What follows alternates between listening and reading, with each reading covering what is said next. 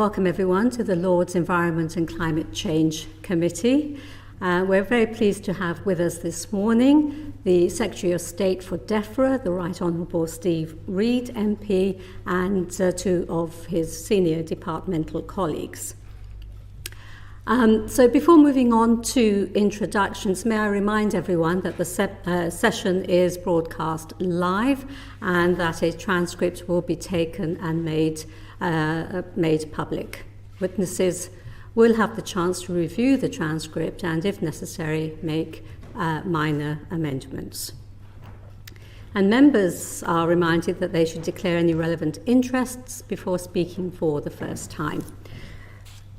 And I think it's appropriate at this stage that I should say that my husband and I jointly own grazing land in South Oxfordshire, which is managed to encourage species-rich in wildflowers. And I'm a director of Peers for the Planet, which is an unpaid role. So, Secretary of State, for the benefit of the record, may I ask you and your colleagues from Defra to introduce yourselves?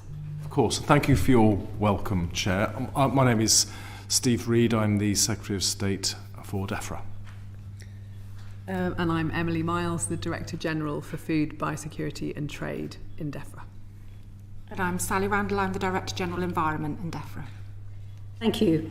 And a really big thank you to you all for being with us today. We appreciate how busy you must be in the aftermath of the dreadful flooding caused by Storm Bert at the weekend. And we would like, as a committee, to express our deep sympathy to all those who've suffered as a consequence. We will, of course, look at flooding more closely in upcoming questions. However, let's make a start on today's proceedings. So, Secretary of State, this government comes in at a time of great environmental challenges, both on the domestic front and on the international front. So may I invite you to introduce your ambitions and priorities for the department you now lead. Thank you very much. It's a pleasure to appear before the committee, of course, but can I first of all echo your condolences to those who have been affected by the flooding. I have made sure that I'm kept regularly updated with what's going on, and I can answer questions on the flooding if you choose to ask on that subject later on. But yes, a new government coming in. I'm the new Secretary of State, Department for Environment, Food and Rural Affairs. So of course we would want to take the department in a different direction perhaps from where it was going before. And the way that I've tried to do that is by outlining 5 priorities for the department. And we're, through the spending review process and other mechanisms, making sure that we're aligning our resources with those priorities so that we can make an impact on the things that we're telling the public that we want to make an impact on. I'll take you briefly through each of those subject areas. Of course, I'm sure we'll get into it in more detail through the further questioning. But the number one priority is the issue within my department that is of most concern to the public, as expressed during the many visits I went on during the general election, but also polling focus groups, and that's the state of our waterways. So the public are furious that we have rivers, lakes and seas that have currently the highest level of pollution on record. That partly is to do with failings in the water sector itself, where the state of our water assets, sewage system, has become so poor that there are now high levels of illegal and unauthorised sewage discharges into our waterways. That is of huge concern to the public. Around 40% of we'll come to water as a full question. We will, fantastic. Actually. Yeah, around 40%. I mean, that accounts for about half of the pollution. About 40% is agricultural runoff, and another 10% is from other sources, including highways runoff. I've appointed Sir John Cunliffe the former Deputy Governor of the Bank of England and second Perm Sec at the Treasury, who understands investment and regulation, to lead a review, a commission that is reviewing the sector, particularly focusing on regulation and governance, but also other aspects about how we can improve our water sector and ensure that it works for the public and for the environment. So that's our top priority.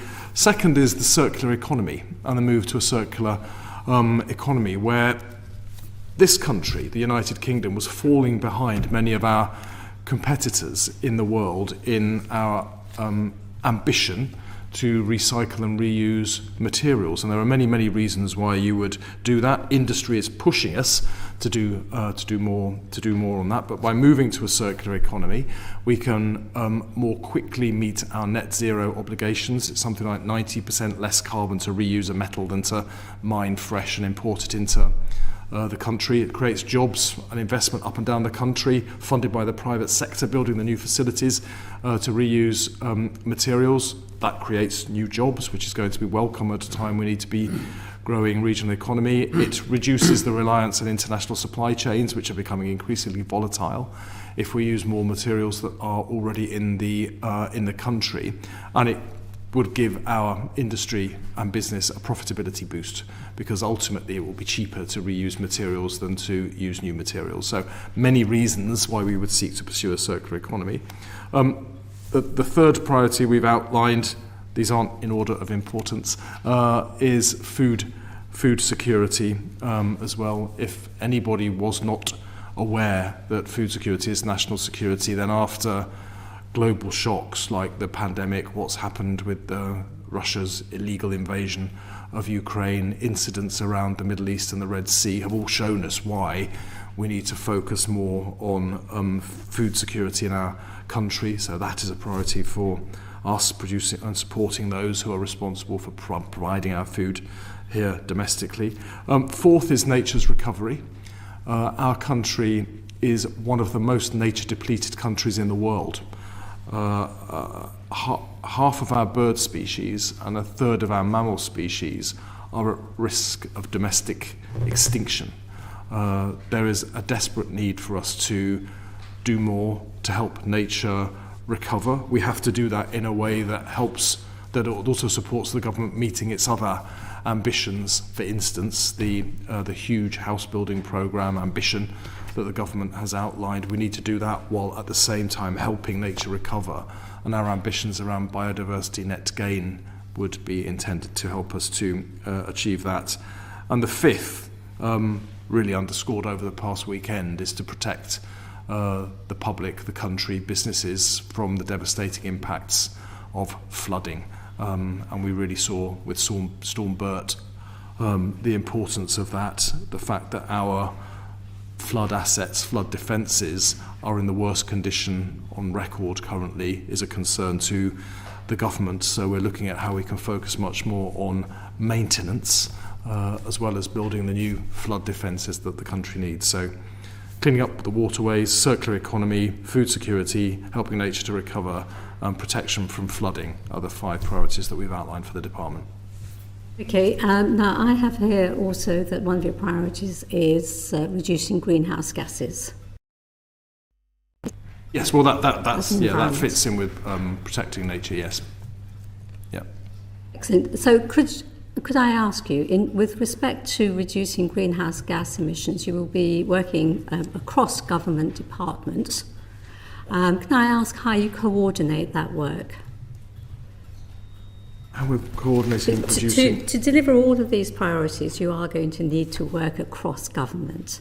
That's so absolutely it's really right. how that working takes place would be of interest. A lot of our mechanism for meeting those objectives is through the Environment Act targets and the Environment Improvement Plan, which we inherited from the previous government. There's a whole series of targets in that for how we can help to reduce greenhouse gases, but also achieve other benefits and improvements for the economy, including supporting and nurturing landscapes that can help to capture and store more carbon.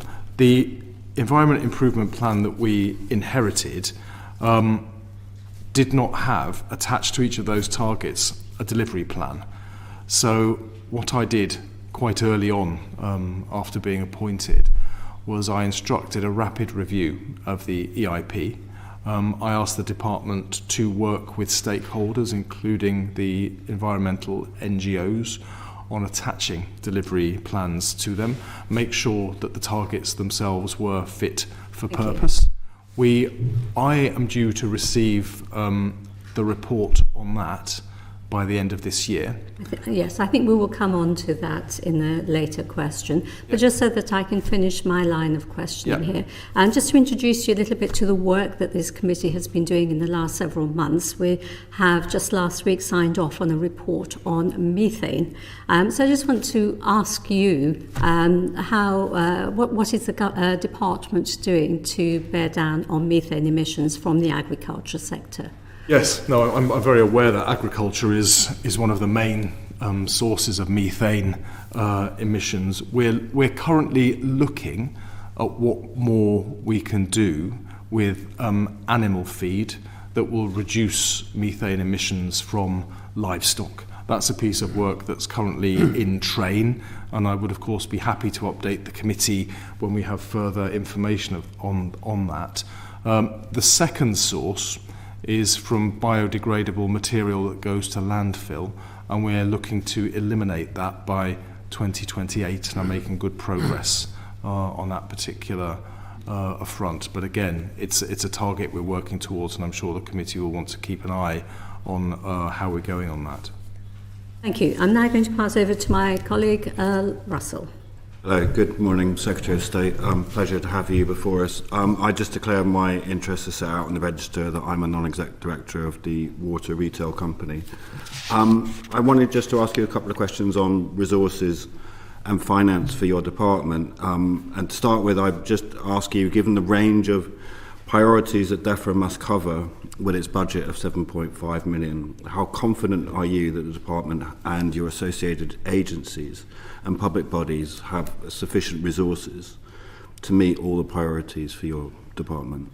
I mean, I note that the money available is kind of half what's available for DNAs. So how confident are you that you've got the financial resources you need to fulfill all of your obligations? I mean, the budgets available to any department would always be a function of the financial circumstances that the government finds itself in, and those are well known, and I won't rehearse that again. The difficulties the Chancellor's had to confront in trying to plug the black hole in the finances in order to stabilise the economy and reinvest in public services. So we all accept that. I think given those circumstances, the fact that this year's budget settlement gave us a total of 7.5 billion total in Defra, that's the biggest budget the department's ever had.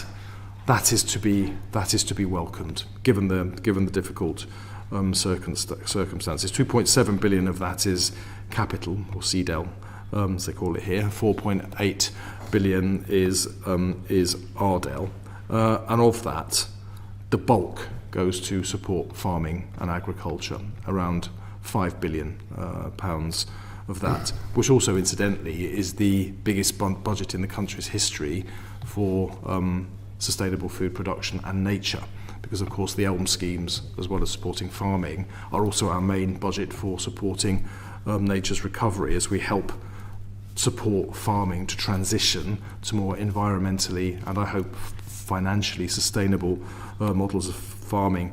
The second biggest chunk of that goes to flooding, 2.4 billion, which again is an increase over the next 2 years. That is an increase per annum on the amount that is available this year, which was 1.05 billion pounds. But I think that is entirely the right thing to do, given that over 3,000 of our flood defences, our key flood assets, have been assessed as below the required standard. And it's not acceptable for homeowners, business owners, property owners, farmers indeed, to not be supported better in facing the consequences of flooding. Just on the flooding issue, obviously I share in sending this committee's condolences and sorrow to everybody who's been affected by Storm Bert. But we, under the last government, we have seen a 40% reduction in the money available for flood defences, and a number of projects dropped. Considering the rapid state of climate change, are you confident that the budgets that you have are sufficient to meet the rapidly changing climate, and particularly in relation to surface water runoff and particular problems that we have? Given the circumstances, then yes. I mean, if we were in different economic circumstances, then you would seek something different. But I think we have to take account of the economic circumstances.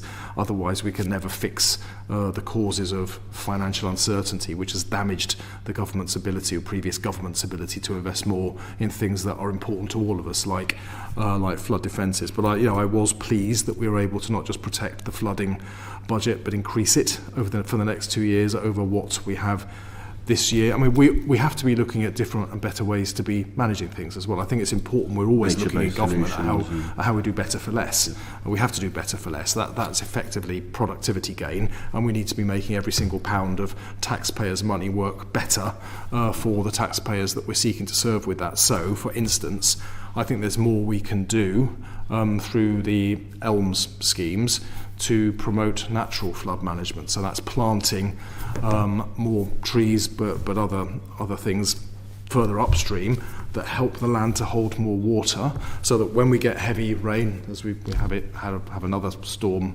on the way now, we had Storm Bert at the weekend, then the land will hold more water, there's less coursing through the waterways, and then there's less flooding downstream. So it's not just flood defence, as important that those are, and we'll be focusing particularly on maintenance over the coming year, given the high state of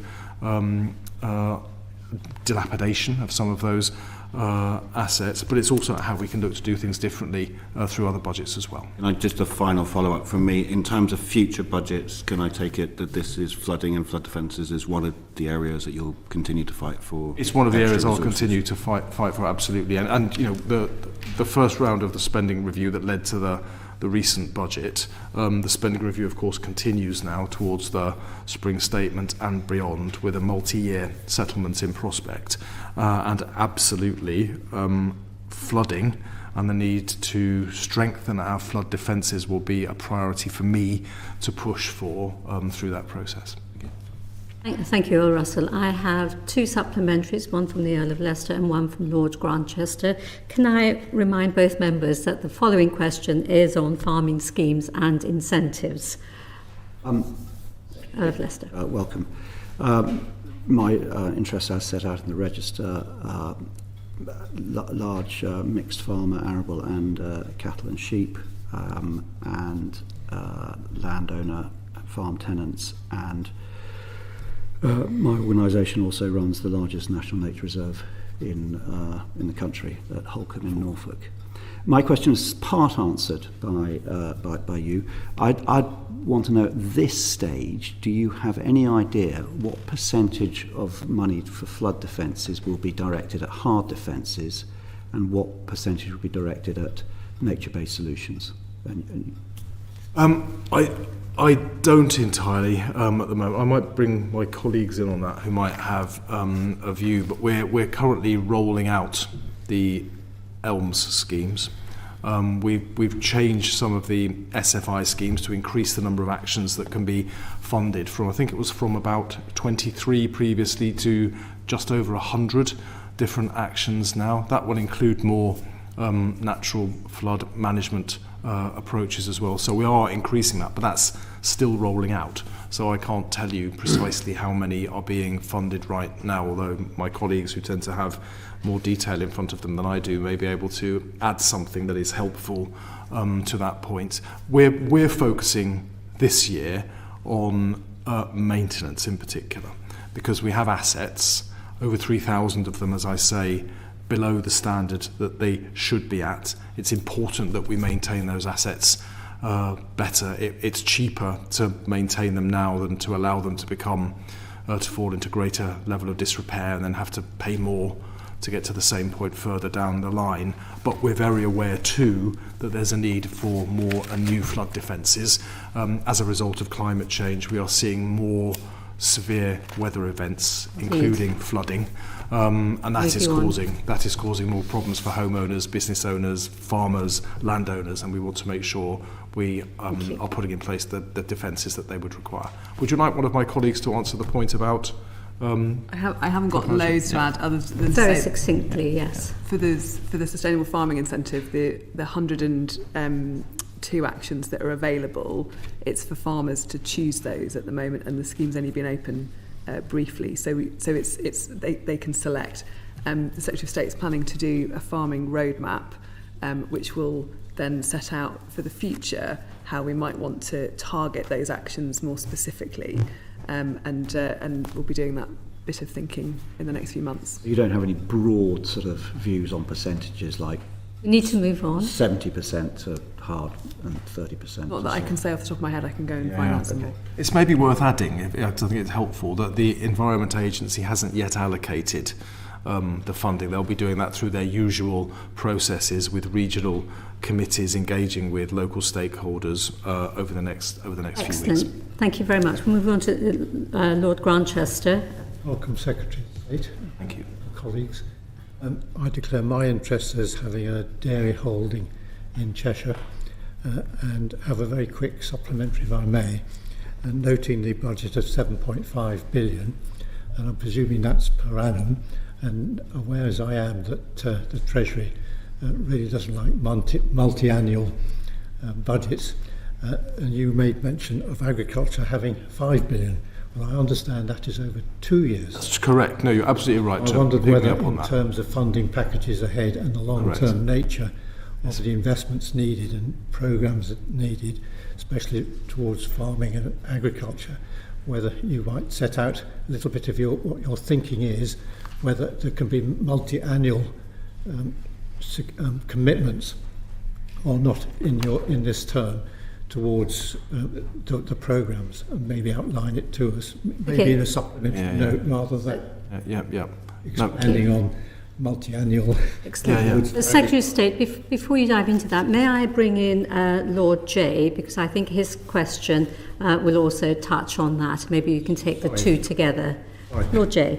Thank you, John. I should declare an interest too, as I saw Sir John Cunliffe at a meeting yesterday. But I'm not going to ask about water today. I wanted to ask about agriculture and sustainability. Now, I don't want to go over the rather lengthy evidence you gave to the House of Commons last week, but you said so far that £5 billion of Defra's budget for 2025-26 will be spent on supporting, and I quote here, the transition towards a more productive and environmentally sustainable agriculture. And so my question really is how you balance the need for greater productivity and for environmental sustainability. Or do they go together? Does the one lead to the other? What's your thinking about the rather difficult balance there? Great question that gets to the heart of the challenge in agriculture. I'm grateful for the correction. It was a 2-year budget, the 5 billion. You're absolutely right, and I'm glad you've given me the opportunity to correct that. The Chancellor has expressed her. Can I just remind you, Secretary of State, that if there are questions that haven't been addressed, please do feel free to complete your evidence in writing after the meeting. Of course, thank you very, very much. The Chancellor has expressed her ambition to move to multi-year settlements. It's more predictable and therefore easier for everybody to manage, and that would of course affect Defra too, and it's something I very strongly would support. The question about supporting farming and transitioning to a more sustainable model of farming is, I don't see those two things as opposed. I see them as having to work together, necessarily working together. You know, I've been and spoken to farmers up and down the country who are kind of pioneering more environmentally sustainable approaches, and they were demonstrating to me how they've increased their profitability by doing that and increasing their yields for the long term. Because if farming were not to transition, if we kept depleting soil rather than seeking to replenish soil, for instance, then that requires farmers to pay for more fertilizer to put on the soil, then dump it on the soil. A lot of it runs off because the soil is poor quality and can't hold it. That leads to water pollution. That's just one example of how the old models of farming are not sustainable into the future. By moving to a more environmentally friendly model of farming, where you would use green fertilizer, for instance, growing things that you can plough back into the soil to increase the organic content and nutritional value of the soil as well. The farmer then has to pay less for fertilizer, which is a benefit financially to the farmer, but crop yields can be just as good or even better by farming in these new methods. And there is far less running off into our water, and therefore less need to clean the water from the pollution that's running in. So it's benefit across the system if we do it this way. Now, my view coming in, and I think this is a bit different from where we were before, is I don't think it's appropriate for Defra or a government department to tell farming how it needs to transition. The experts are the farmers, and I'm very keen that we have a farmer-led model of transitioning to the new schemes. So we're launching a consultation on the farming roadmap, we're calling it. That is inviting the sector to tell us what they need in order to transition to these new models of farming. I'm determined this will be farmer-led because that is where the expertise is. And as time goes on, we'll be looking at how we can adjust the ELMS schemes and other funding pots that we've got in order to support that transition in the way that farmers see best. I think we'll get better outcomes that way. I think we'll get to the destination, if that's the right term, more quickly, and I think the sector, farming, is much more likely to adapt to the roadmap if they feel ownership and control of what they're being asked to do. Can I just follow up on one point? You talked about, and I completely understand this, about the need for a farmer-led approach. Yeah. We have the Earl of Leicester on the one hand, and I spend some time in the Pennines with small sheep farmers there.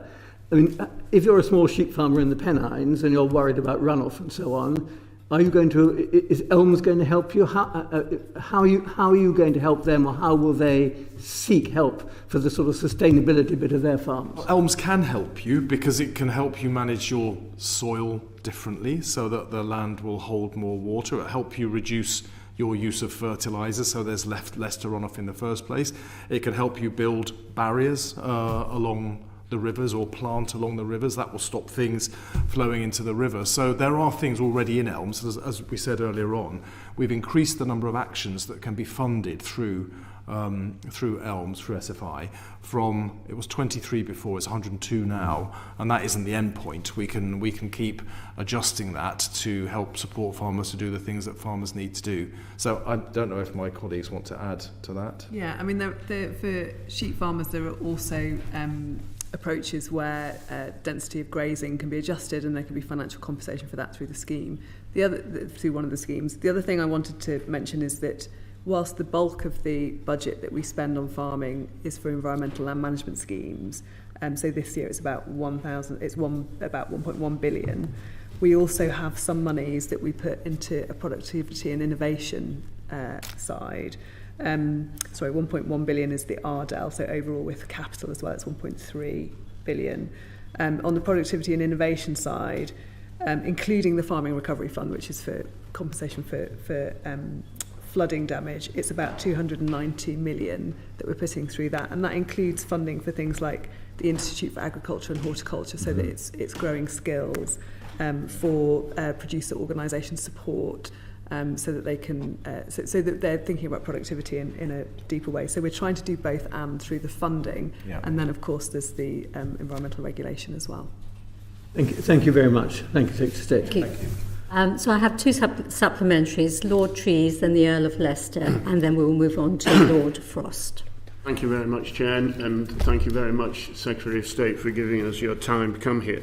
Could I ask, you mentioned sustainability transition, and one of the important ones in farming is, of course, to net zero. And coming back to our Chair's original question about emissions and so on, and agricultural greenhouse gas emissions, and particularly methane, there appears to be very little, if any, priority given in ELMS and the SFI to actually incentivise farmers to mitigate particularly methane emissions, even though the Agriculture Act of 2020 does provide powers for the Secretary of State to do just that, to provide support for climate change mitigation. Would you agree that that's a fair comment?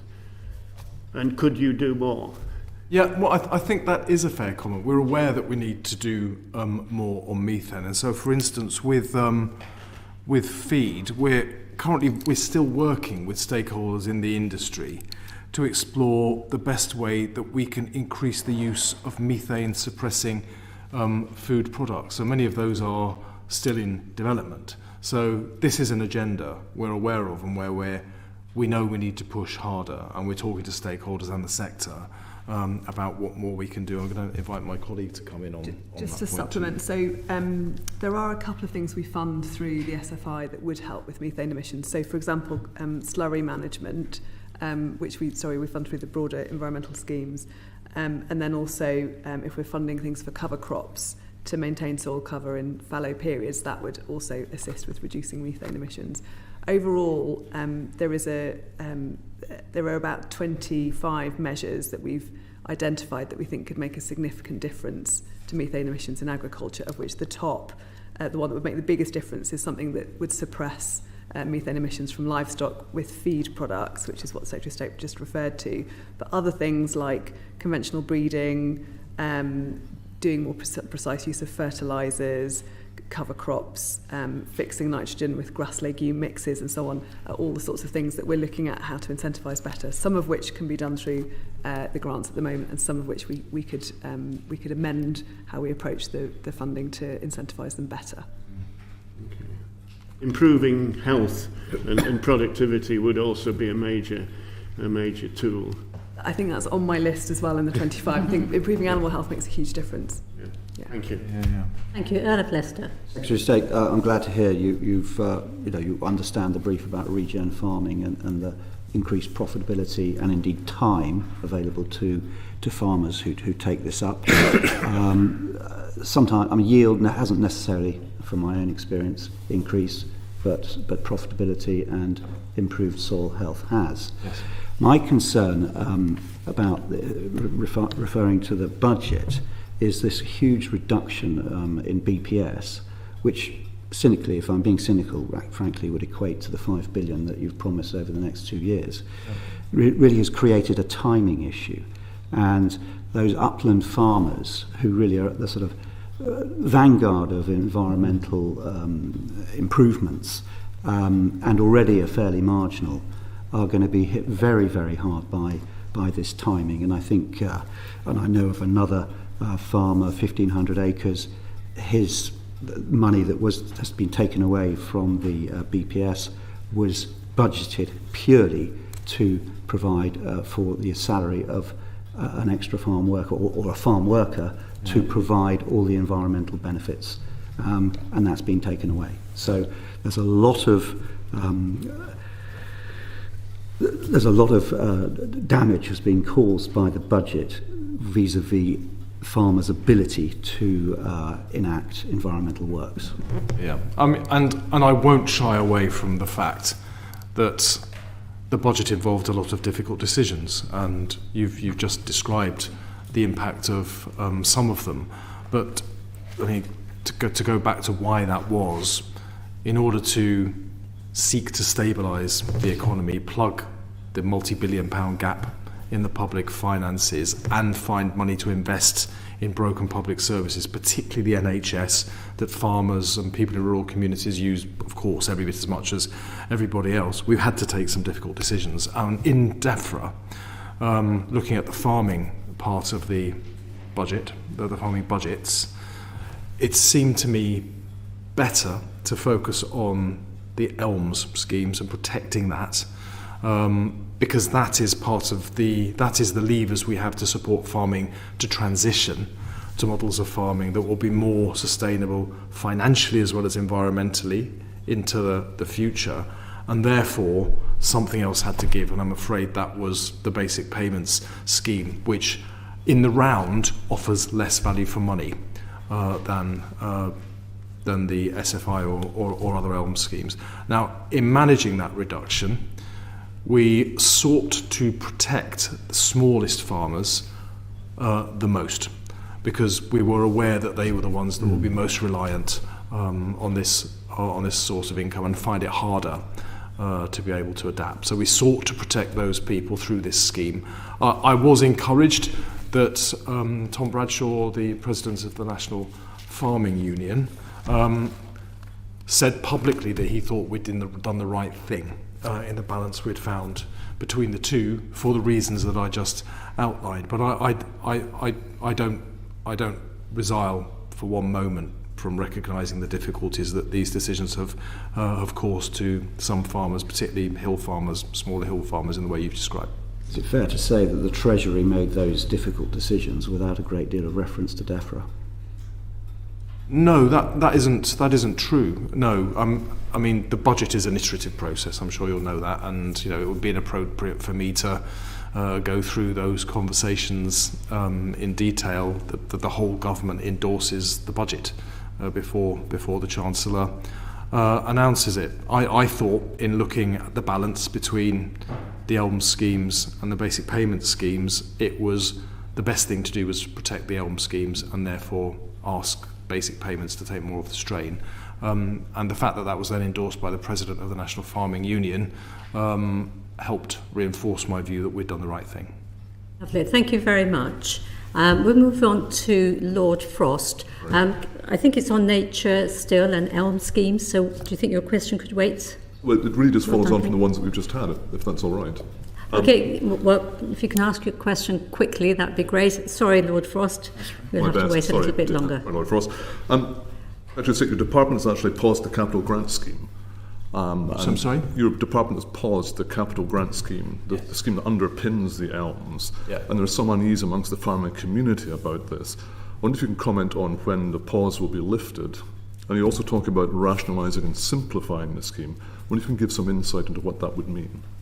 Yes, well, I'll invite my colleague to come in on that. But yes, this is a decision that was taken very recently because the number of applications were higher than anticipated, and it's important that we manage our budgets and don't overspend those budgets. So pauses have to happen if the number of applications are higher than anticipated and more money is likely to go out. I'm very determined that Defra will remain within its budget constraints within the year, because if we overspend, it only causes other problems for other parts of our budget or the government more widely. But my colleague will have something to say on the detail of that. So we've temporarily closed it to new applicants. So there are applicants this year who have applied, who have succeeded in getting money in, and there are some who we were oversubscribed, and there are some who are now sitting there who've put in an application who we've had to pause those applications for.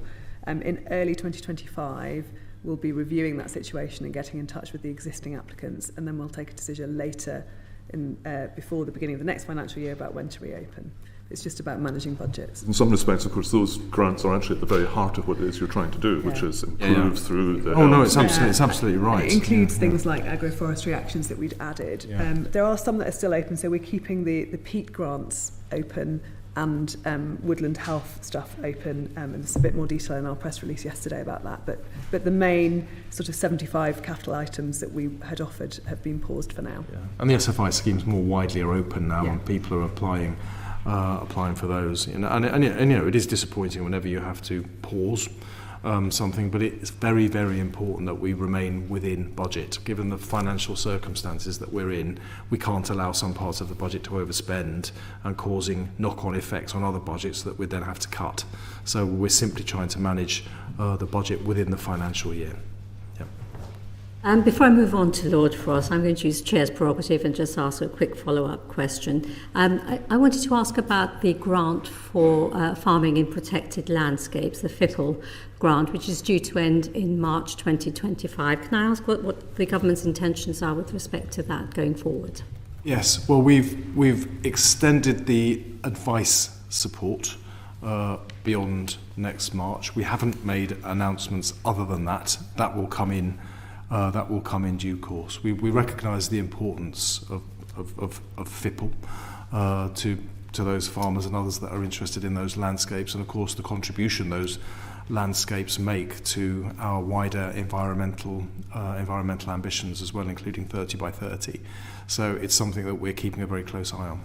Yes. So you're very mindful of the success of that scheme. Yes. Thank you. Lord Frost, I do apologise. That's all right. Thank you, Chair, and welcome, Secretary of State, again.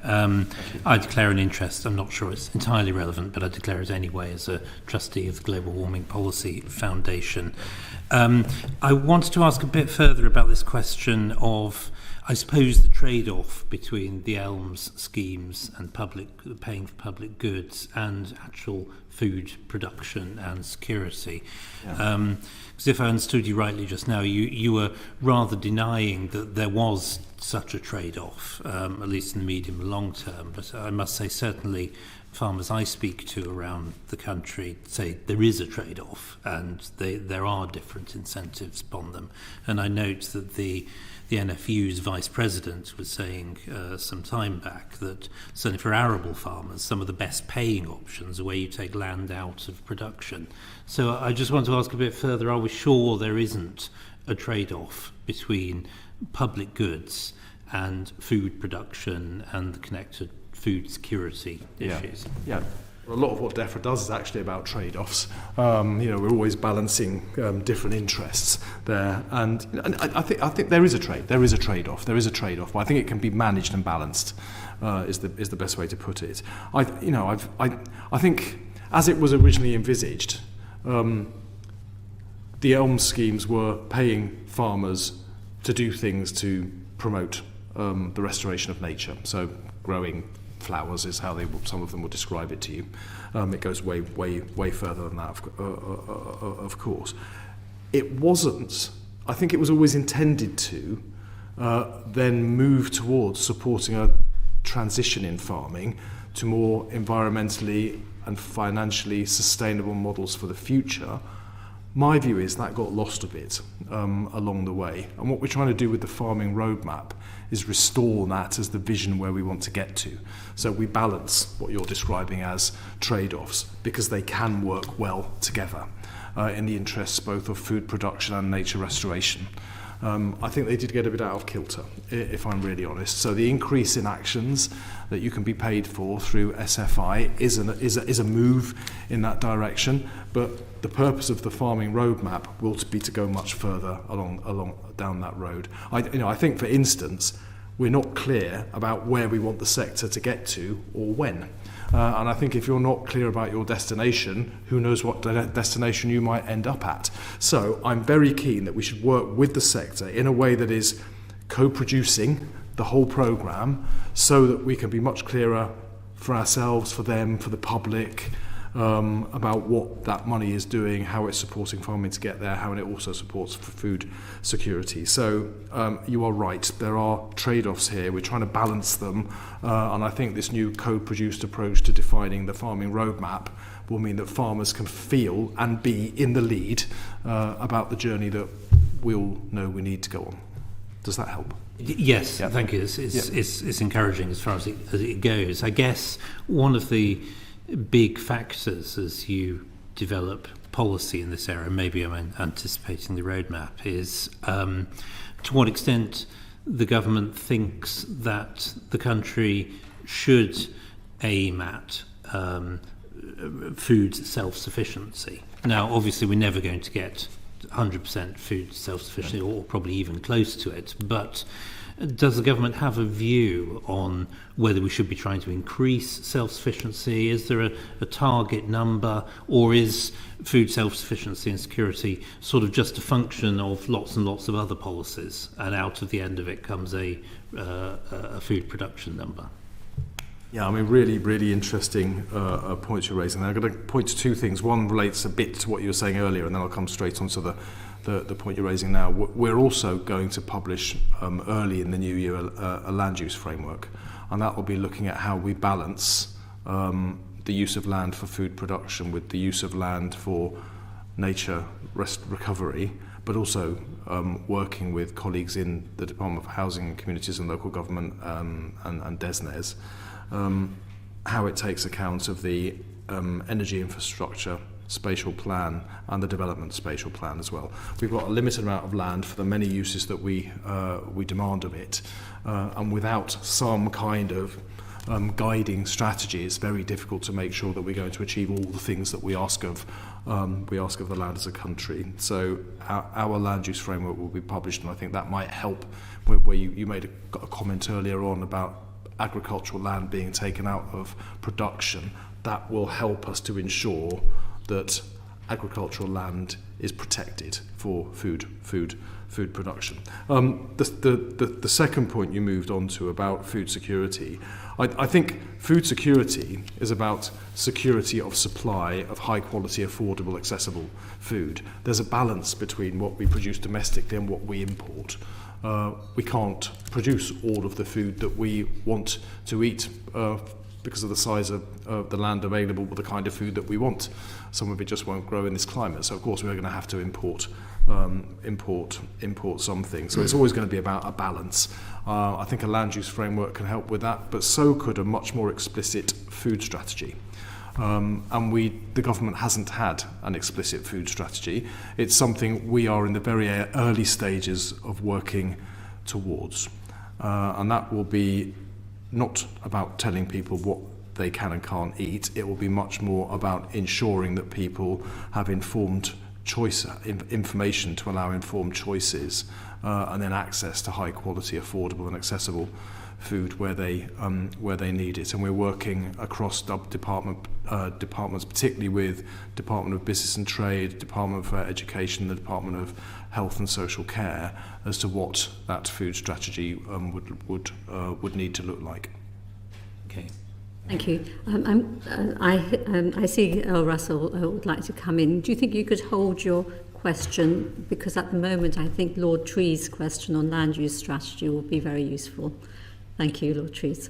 Thank you. Pardon me. Thank you, Chair. And I'm sorry I didn't mention declarations of interest, but I have none really specifically regarding this, other than I'm a passionate naturalist and a veterinarian. Following up on the land use framework, I'm very pleased to hear that that's going to be published early in the next year. Food security targets, I think, somewhere in the paperwork we had, your target is that we produce in the UK 50% of what we consume in the UK, which is a fairly ambitious but realisable target, I'm sure. One of the concerns is that it's not just the traditional farmers producing that. And at the minute, we're seeing a lot of land being bought up by investment companies and others for other various land use purposes without, at the minute, any strategic and coherent plan. I wonder if you could comment on that and whether one can put any sort of brake on that until there is a land use framework in position. But have you, in developing the land use framework, is there some evidence-based targets for the amount of land we're going to need for food production versus energy production versus nature recovery and so on?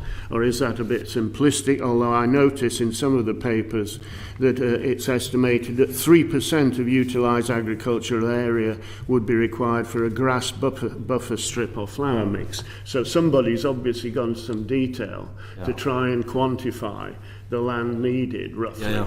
But could you... well, when we go out, we'll be launching a consultation on the land use framework, I should say, initially, rather than just coming out with the land use framework itself. It will be intended to cover precisely the points that you're making there. How much land do we need for food production compared to how much land we need to put aside to make sure that we are helping nature to recover, meeting our 30 by 30 obligations, which are the subject of international treaties to which the UK has committed itself. So it will be seeking to do those things, as well as be working with full sight of the spatial plans for energy infrastructure, housing and other development, and our biodiversity net gain ambitions, because our intention is to work with developers to provide funding to pay for not just the restoration of any nature that is lost as a result of that development, but a net gain, an increase in the amount of nature that would be available. So there's a lot of strategies interacting there. The consultation on the land use framework will be going out early in the new year, and I think that will be a very important piece of work. Very important that we get that right, because it's going to be fundamental to balancing trade-offs, the different interests that you're talking about, all of which are of vital interest to the country. You asked about investors coming in and buying up agricultural land, often, not always, with the intention of avoiding an inheritance tax liability. The changes that the Chancellor has announced to inheritance tax are intended in part to start to tackle that. I think some of the changes we've made to basic payments as well, again driven by the financial necessities of the circumstances we find ourselves in, but speeding up the tailing off of basic payments means that payments are not just going for owning land anymore. That should put downward pressure on land values. For me, I think it's desirable that we should be helping to put downward pressure on the price of land, because it's stopping farmers who want to expand buying the land that they need. They need to increase the size of their farms. It's stopping younger farmers realising their own dream of owning a farm of their own. A land price inflation is escalating way above general inflation and has done for many, many years now, and that is to the detriment of farming and food production in the country. Thank you. The framework, will Defra own that, but it will obviously need a lot of cross-departmental collaboration. A lot of cross-departmental. We own the land use framework. They'll be looking at food production and nature. DESNES will own the energy infrastructure part. MHCLG will own the spatial development, but the three of them will be sighted of each other and operate together. Okay, I'm conscious that Lord Ravensdale's question is on the very issue on competing priorities. I have first Earl Russell, then Lord Duncan, then the Earl of Leicester. But please be aware that the following question from Lord Ravensdale is on this issue also. Earl Russell.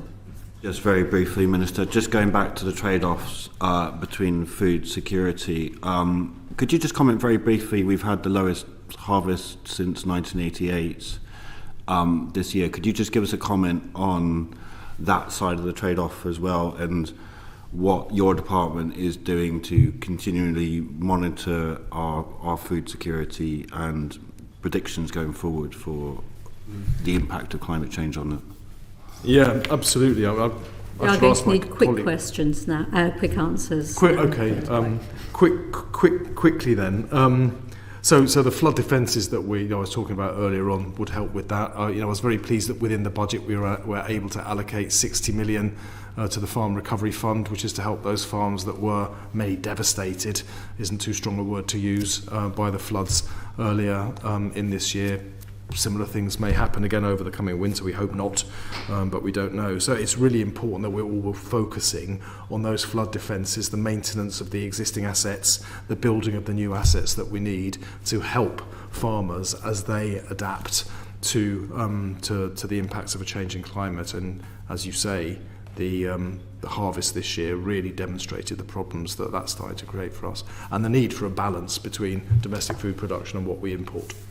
And then Thank you very much. Can I answer the question about what we monitor? Yeah. So we produced this food security report, which looks at the 5 issues that were set out in the Agriculture Act. So the question about global food availability, UK food supply chain resilience, which looks at the sort of physical, economic, human infrastructure sitting behind food, household level food security. So it's not just about national, it's also what in individual homes they can afford and access.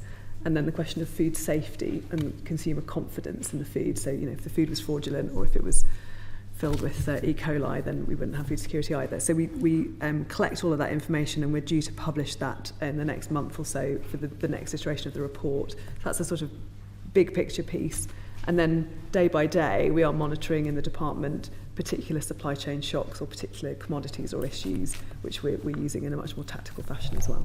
Thank you. Any further information you would like to submit to the committee, please can you do so in writing? Just it's a very important issue. Lord Duncan, then the Earl of Leicester, and then it'll be Lord Ravensdale, and we must pick up the pace, colleagues.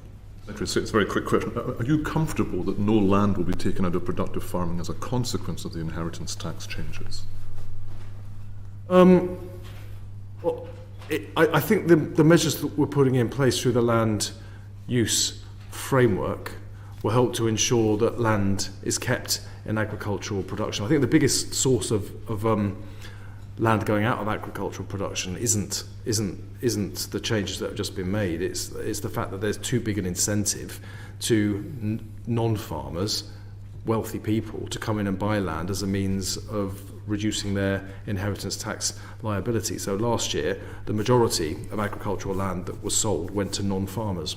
And the circumstances I just described would be a big driver of that. So the changes to inheritance tax actually reduce the incentive to wealthy individuals to do that. So it may well end up that less land is taken out of agricultural production as a result of the changes.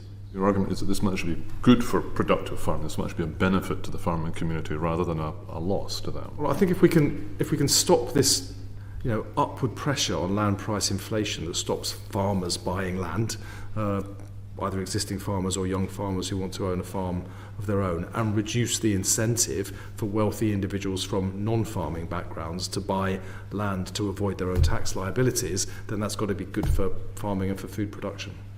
Earl of Leicester. Secretary of State, following on from that, let's say these rich people who buy land to escape inheritance tax, they do actually get other people to farm the land. Yeah. So that land is still farmed. But I think you missed the point that Lord Trees made when he talked about large investment trusts coming in, corporates coming in to buy.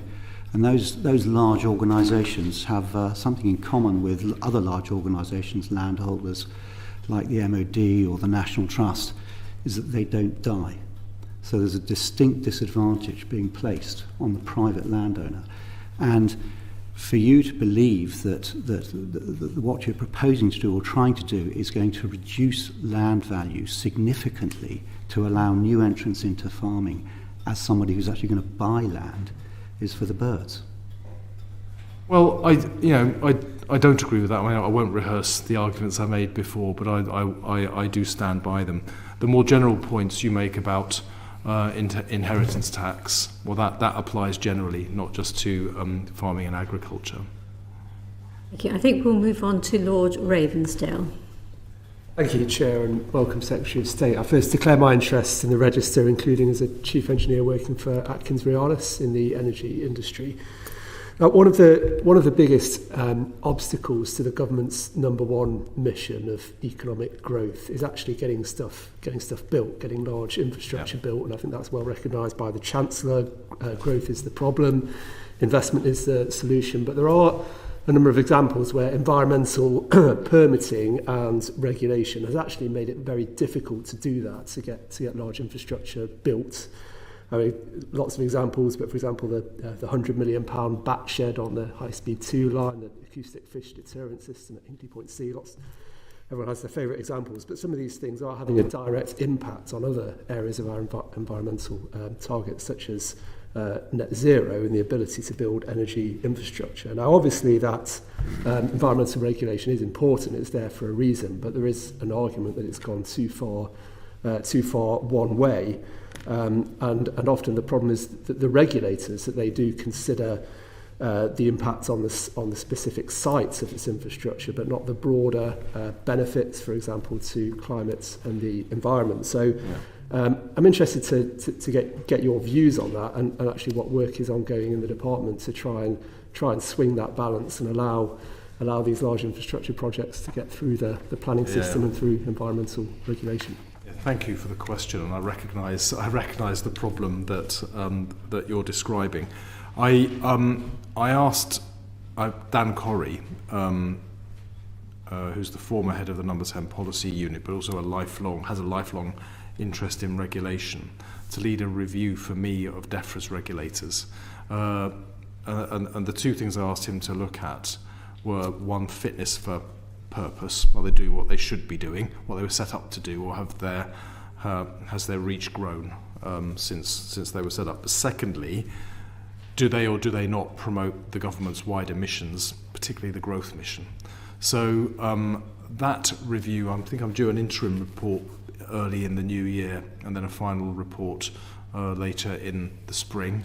So I'm looking forward very much to receiving that, because I think it will answer or help to answer some of the questions that you're asking me there. I think we need. I mean, my instinct, without having had the benefit of seeing what Mr. Corrie is going to recommend, we need a model of regulation that's sensible. Of course, we all want to protect our species and help species loss to stop and reverse. There are plenty of good reasons why we would want to do that, but we also need to allow growth to happen, development to happen, whether it's transport infrastructure, you referred to there, housing, development, manufacturing, or whatever else it might be. All of this needs to go ahead as well. And Lord Frost was talking about trade-offs earlier on. These are trade-offs, and sometimes the balance becomes a bit wrong over time, and we need to adjust it. So what we'll be looking at with Mr. Corrie's review, in part at least, will be to make sure that balance is in the right place.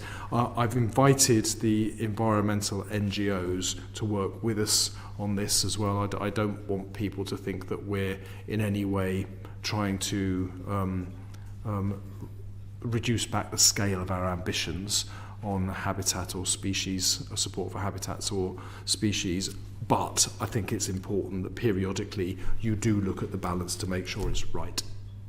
Thank you. It's really good to hear that review is taking place, and look forward to seeing the outputs of that as well. But I'm interested there, as a follow-on, to pick up on actually the point the Chair made earlier about join up between government departments, because clearly this is an area where it affects DESNES, NHCLG in terms of planning, your department, Defra, Treasury as well in terms of economic growth, and what mechanism is in place to get that systems level join up across governments in these kind of areas?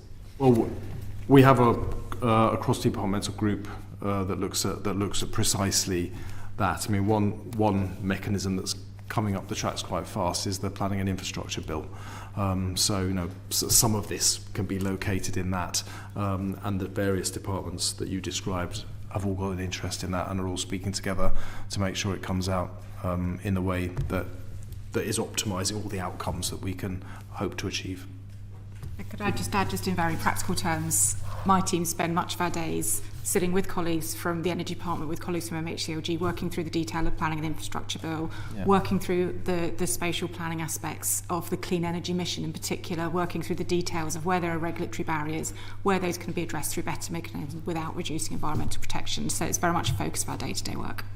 Excellent. Thank you. We're going to move on to a question on targets. I'm going to take Earl Russell and Lord Grantchester's two questions, one after the other, and because I think the answers will overlap both. So Earl Russell first, and then Lord Grantchester, and then you will have opportunities to come in with supplementaries.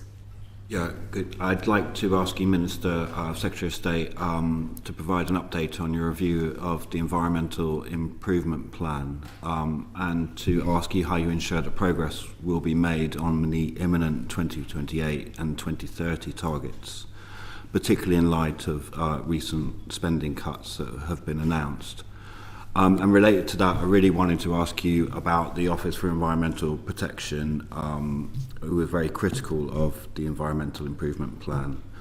And I really wanted to ask you when you felt your department would be able to respond to their January 2024 report on that. Obviously, these are really crucial, really important, big, challenging targets for the government, for the last government. So I'm really interested to hear from you generally on that. Thank you. Did you want me to answer that straight away, or was there No, if I can go to Lord Grantchester. Yes, certainly following up on this fourth priority of the environment, my specific question following up was it going to be in two parts. I'm very happy perhaps to roll them all up together to say obviously the 30 by 30 target is contained with very much within the EIP coming from the Global Biodiversity Framework Agreement of December 2022. And I was wondering, in terms of whether, in answering both these questions, you might update us a little bit on the new criteria that would count towards 30 by 30 and how you're going to take that forward with all the, should one say, grey areas around 30 by 30, what counts, what doesn't.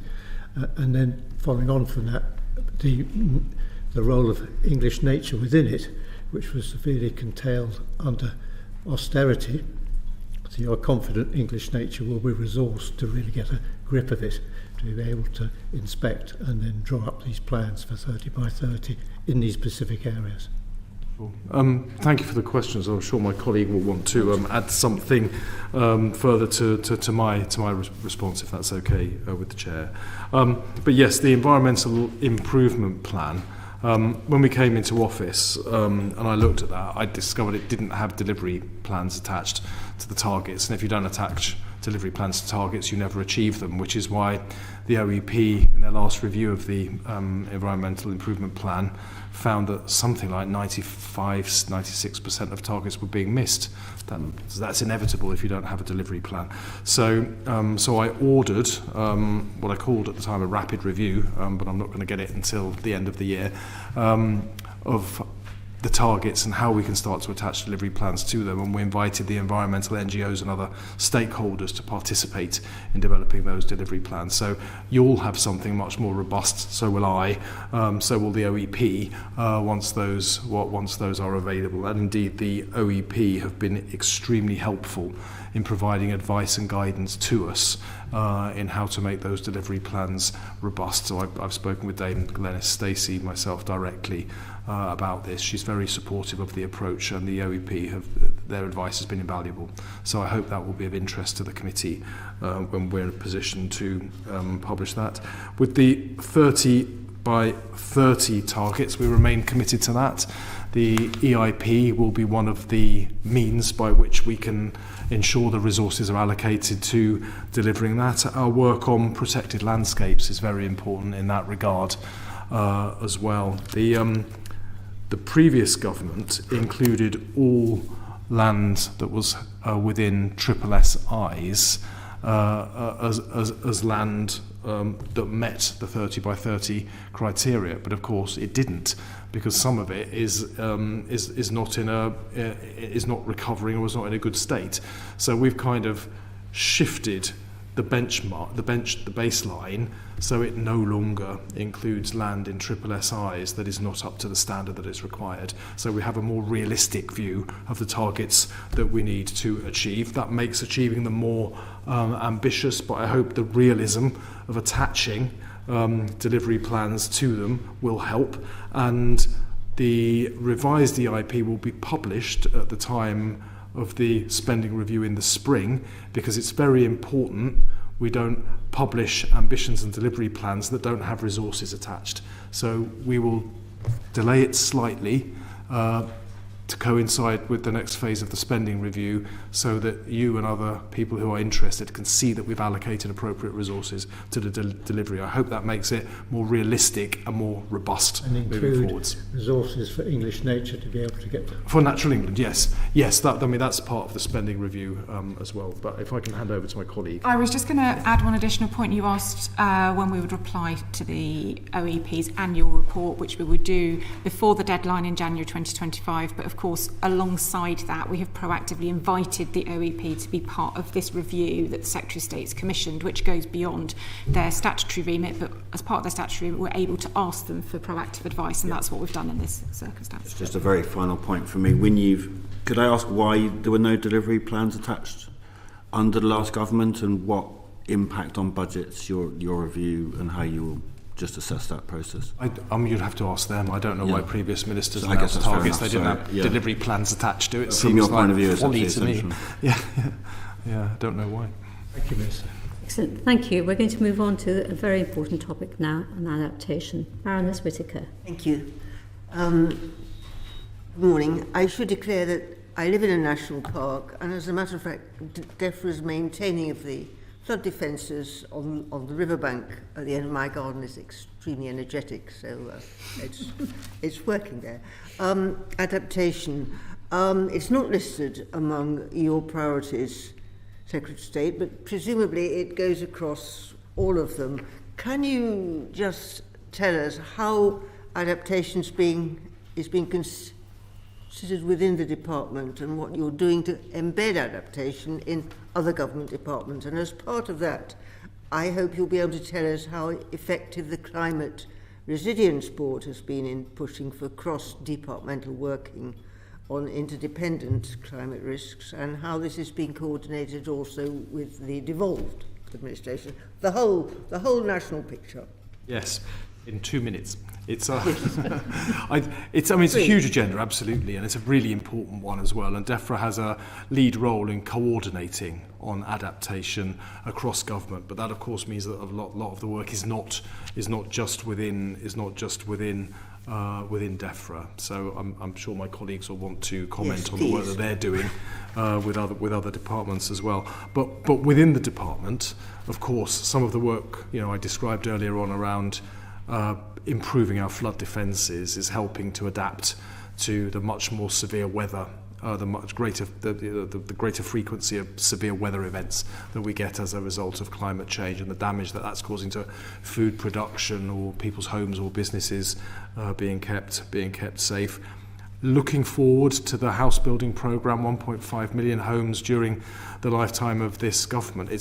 Some of that will need to be built in floodplains as well. So we're aware that we need to increase capacity for building skills that are adapted to the needs of a wetter climate as well as a warmer climate as well. Some of those skills don't exist in sufficient quantity in the country at the moment, so we're working with the Department for Education through their skills work to ensure that we're training up people to have the skills that will be required to build those new homes and other developments in a way that meets the very challenging demands of a changing climate. Food production we talked about earlier on. We've allocated 60 million to help farmers who were affected by the floods earlier this year. We'll need to look at something like that longer term, I'm sure, because floods is not something that sadly is going to reduce.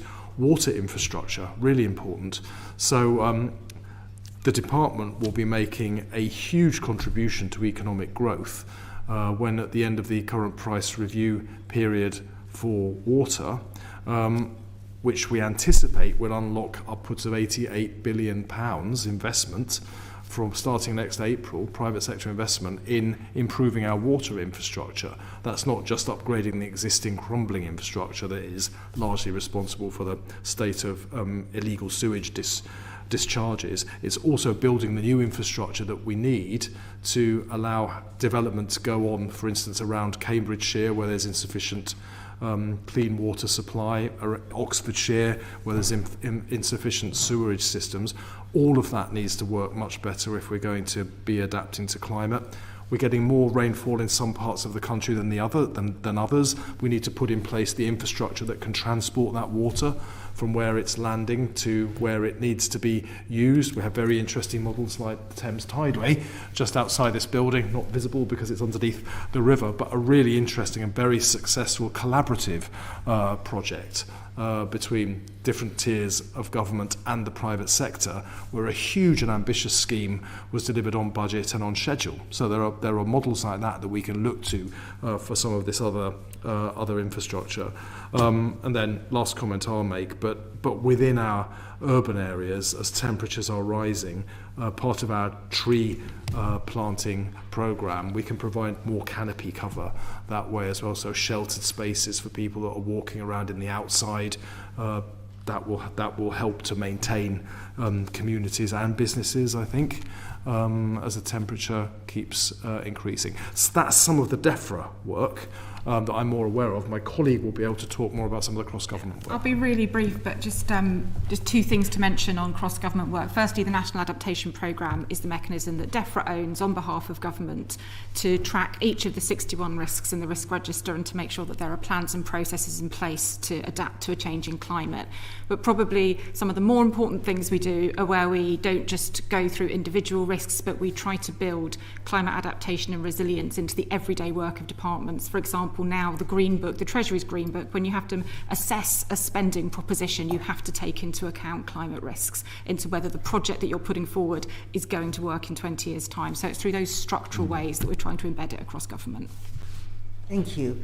Before you tell me about the Climate Resilience Board and the devolved administrations, could you just say a very brief word about the mechanisms? Is this all done official to official, and at what level, and how much of it actually comes to, I mean, have you got a cabinet committee, for instance?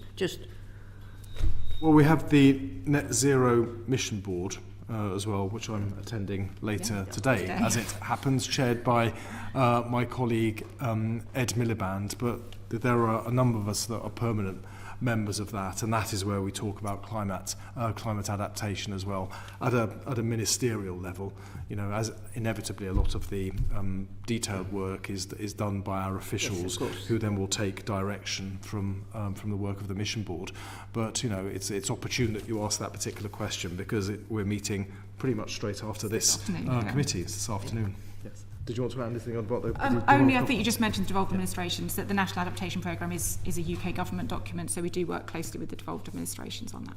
Thank you very much. And the Climate Resilience Board, is it?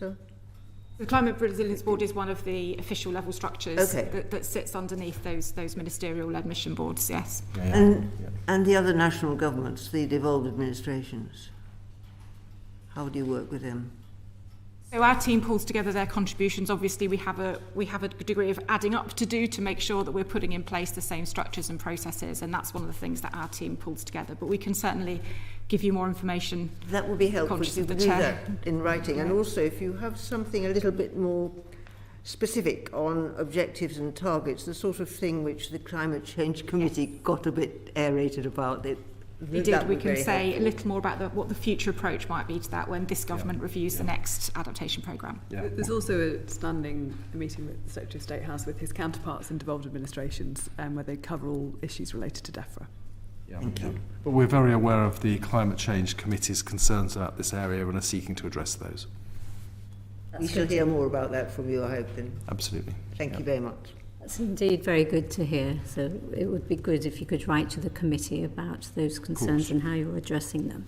Happily. Excellent. Earl Russell, did you still want to ask? Yeah, very briefly. I mean, I really welcome all the work that's being done across government on this. It feels at the moment that as we in danger of breaching 1.5 degrees, that for every 1 degree rise in temperature, we can have 4% more moisture in the atmosphere, that we no longer have the luxury of talking about climate change. We're being directly impacted regularly by these events. The Climate Change Committee has been quite challenging of government in the past about the need to have more joined-up policy on adaptation and resilience, and that's obviously a very complicated bit, and it's ongoing work. My question was simply, does there need to be a named person in Cabinet, really, as we move forward and these things continue to impact on us across government, across departments, a named person in Cabinet for adaptation and resilience? Is that a direction of travel? Well, I mean, that would be a matter for the Prime Minister, which of course is above my pay grade. But I think the fact that we now have the mission boards gives us a means of bringing together the Secretary of States and other senior ministers from the relevant departments to focus on these issues. And I won't go over again the board that we're having later on, but it does take a lead on those issues and is focused on what targets and objectives we need to have, what better processes for monitoring of progress, what better mechanisms for assessing the evidence that we need to meet the concerns that were raised by the Climate Change Committee. So it would be that subgroup. Effectively, it's a subgroup of cabinet that would be focusing on that. It feels to me that it's working, but I suppose we'll see the proof of that over the coming months. Thank you. Thank you. Before I move on to the Earl of Leicester for his question, could I ask you, Secretary of State, whether you could indulge, whether you have to have a hard stop at 11:30, or whether you could give us a few minutes extra? I do, because I'm afraid I've got other items in the diary. I'm really, really sorry. But I'm more than happy to come back any time you would choose to invite me, of course. It may be that we will be writing to you with the questions that we haven't been addressed, and I hope you'll be able to try and speed up that. the answers. I know we're taking a bit long. Thank you very much. Earl of Leicester. Chair, you've been chairing this so efficiently that unfortunately I missed a question prior to Baroness Whittaker, and it's quite an important one, going back to and I think it's more important than my 12th question, or question 12. Going back to environmental improvement plans and 30 by 30, 70% of the UK, or of England and Wales, I forget the designation, is farmed.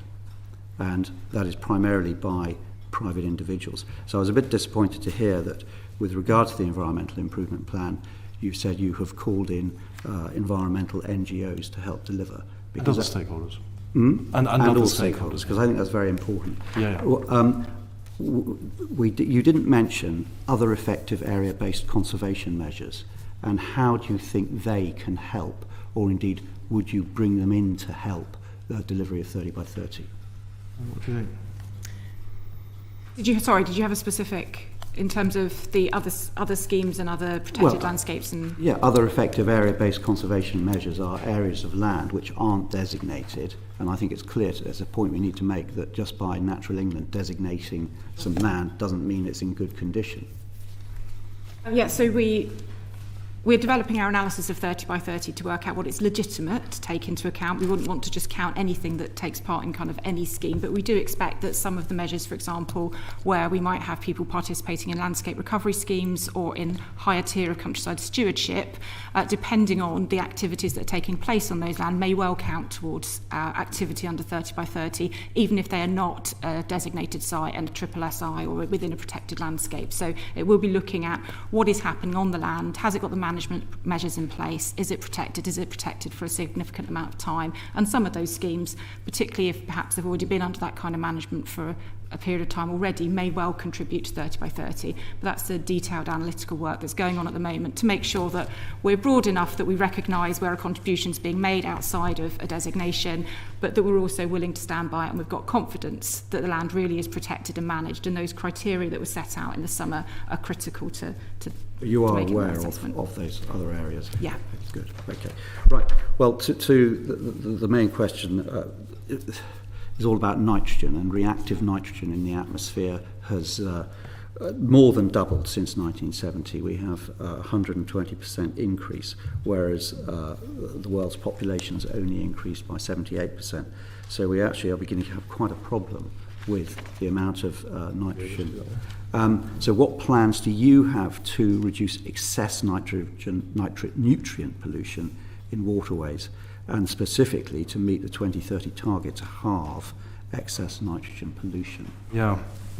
I'll start off on this, and then I'll invite my colleague to come in as well. But nutrient neutrality issues, of course, were in the Lords, weren't they? Not about a year or so ago, when the previous government was seeking to reduce some of the environmental standards to allow development to go ahead, which would have further worsened the state of some of those waterways if housing had been built in some of the estuaries where we had nutrient neutrality as a problem. Our approach to that is different. We want to allow development to go ahead, but we don't want to weaken our environmental protections. And I think the way to do that is to work with the water companies, the 88+ billion pounds worth of private sector investment that will be coming on stream, subject to the successful conclusion of the Price Review 24 process in December. To work with the water companies to look at how we can better manage a catchment-based model of water, and then prioritise investment in those areas where we can clean up the water to reduce the level of nutrient pollution and then enable development to go ahead while still maintaining our rightly very high environmental standards. So that's the approach we want to take. Support the development because we recognise the importance of that for all sorts of reasons, but also maintain and protect our environmental standards, which are in place for a reason, and which the public have been promised in the general election. In our manifesto we will be seeking to maintain. So that's the approach we're taking to the issue. Did you want to add any more detail? I think the only other thing I'd add is the other aspects there, of course, is agricultural pollution, and where we're looking at what we're doing through incentives and what we're doing through regulation and through the reviews that Secretary of State has already mentioned, making sure that both of those are playing their right part. And the ELM schemes, of course, will be encouraging food producers to use less fertiliser of that kind, because they will be managing their soil in different ways that will maintain a higher level of nutrient within the soil. Thank you. Thank you. So we have 5 minutes and quite a lot more to cover. I do note, Lord Duncan, that you wanted to ask a question further supplementary on adaptation, so I'll come to that in a minute. So what I'm proposed to do is we're going to move on to the water security, water question. But we have a whole series of questions following on from the Earl of Leicester's on chemical pollution, but that's going to take us more into the REACH and the PFAs and the forever chemicals, and might actually tie in better with the circular economy question as well. So I wonder whether we could write to your department, Secretary of State, with so that you can provide us with fuller information on all of this. Please do. We're happy to respond, or for me or any of my colleagues to come back and answer questions directly at committee. Okay, excellent. So we will move on to Lord Duncan. Thank you very much. To Lord Duncan and then Lord Trees to hopefully bring us in on time. You mentioned earlier that you are anticipating building on floodplains, and I was surprised to hear that. Even allowing for technological innovation and adaptation, that's still quite a bold thing to state. I suppose there were two questions. How much building do you anticipate doing on floodplains? And I suppose the second question is then, are there unintended consequences from that? It's bad to the things you cannot anticipate from that activity. Well, it's kind of an inevitability, really, because so much of the land where development could happen is floodplains. Currently, 1 in every 6 homes in the UK is at risk of some risk of flooding. So adaptation is what we need to be focusing on, and building in a way that is going to be flood resilient. Other countries do it.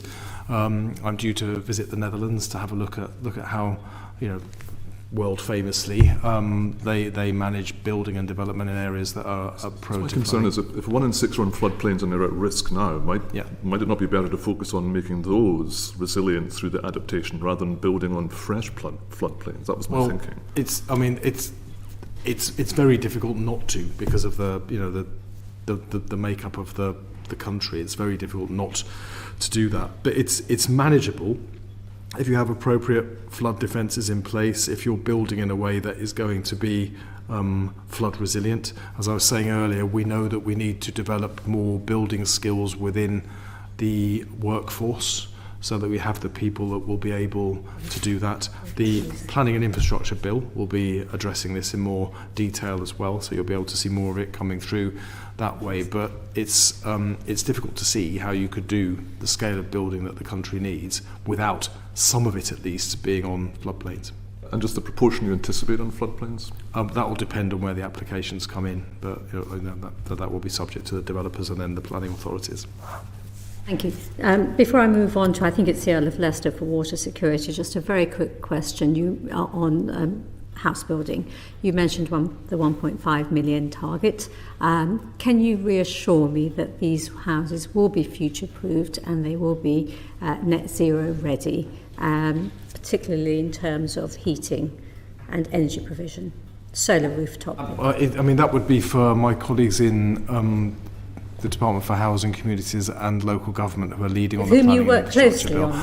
on this. I'm more than happy to work closely with them on that, and I've spoken both to the Minister for Planning and the Secretary of State in the department about precisely these points. So we're very, very keen to be as ambitious as we can be, but I should leave it to my colleagues in those departments who lead on those issues to make their own announcements. Excellent. Thank you very much. I'm going to move to the Earl of Leicester on water security. I do understand we may not be able to cover much of it, so the Earl of Leicester will indicate whether it is appropriate for you to answer in writing. Secretary of State, I suspect you're going to say that the previous government's plans for water proposals were not sufficient. So what will you be doing in the future to secure water supply? That's a very concise question for a very big, very big issue. I mean, it seems to me self-evident that water supply, water infrastructure is inadequate. I mentioned already the fact that we can't proceed with planned development in Cambridgeshire because of a lack of supply of drinking water. Can't proceed with planned development in Oxfordshire because of lack of sewage systems. That's just two examples of many across the country. The key to resolving this is the successful conclusion of the Price Review 24 process, which should conclude before Christmas. That, if it is successful, will unlock upwards of £88 billion of private sector investment over 5 years, starting next April, to upgrade our water supply and sewerage systems across the country. That is essential to driving growth. It's why I keep insisting to colleagues and beyond that Defra is a growth department. That £88 billion upwards of will be the single biggest investment in our water system in its history, and the second biggest private sector investment in the entire economy for the lifetime of this Parliament. Jobs and investment up and down the country, but rebuilding a vital infrastructure which is sadly currently not adequate to the purposes and interests that the public and others have of it. Will you be arguing in government? 11:31. Last question. Will you be arguing in government for regulation to be reduced or planning regulation to be eased to allow for these big infrastructure projects, for more reservoirs and for more water to be piped from the north to the south, for instance? Well, that will be addressed in the planning and infrastructure bill, but we've made no secret of the fact that it's not acceptable that we've had no new reservoirs built in the country for over 30 years, when we, by the middle of the 2030s, will be facing a situation where current levels of consumption being as they are now, the demand for clean drinking water will the supply of clean drinking water will no longer meet demand. We can't go into a situation where that is the case, so we intend to take appropriate action before that time so that we can guarantee clean drinking water for this country decades into the future. Thank you. Thank you. Thank you. Thank you, colleagues, and thank you, Secretary of State and Sally Randall and Emily Mowers. You've been most generous with your time, but also very informative, and I think it's going to really help us. We will look forward to the land use framework being presented sooner rather than later. I think that will inform quite a lot of what you're hoping to achieve, and also to Sir John Cunliffe's Commission on Water. Both those two pieces of work are going to be very important going forward. So thank you once again for your time. And with that, I end the public session of this meeting. Thank you very much.